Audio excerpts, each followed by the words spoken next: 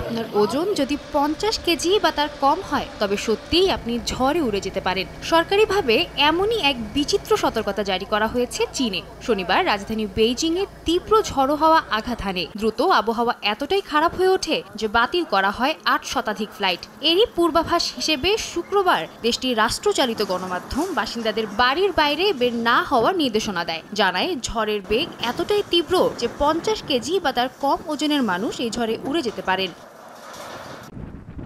এর আগে শুক্রবার চীনের আবহাওয়া দফতর 5টি সতর্কবার্তা জারি করে। তারা জানায় অঞ্চল জুড়ে বালুঝড়, প্রবল বৃষ্টি, তুষারঝড় ও তীব্র বজ্রঝড় দেখা দেবে। শনিবার সেই সতর্কতা আরও বাড়িয়ে কমলা সতর্কতা জারি করা হয় তীব্র বাতাস ও তুষারঝড়ের জন্য। একই সঙ্গে ধূলি ঝড়ের জন্য জারি করা হয় নীল সতর্কতা। আবহাওয়া পরিস্থিতি আরও খারাপের দিকে যাচ্ছে বলে জানিয়েছে দেশটির আবহাওয়া দফতর। তুষারঝড় আরও বেশ কয়েকদিন অব্যাহত থাকতে পারে বলে পূর্বাভাস দিয়েছে চীনের আবহাওয়া বিভাগ। বৈরী আবহাওয়ার কারণে কৃষিক্ষেত্রেও পড়েছে বিরূপ প্রভাব।